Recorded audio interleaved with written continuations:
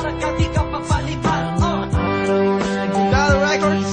Nakakausap, di ibig sabihin nakakalimutan ka. Bakit ikaw laging nasa isipan?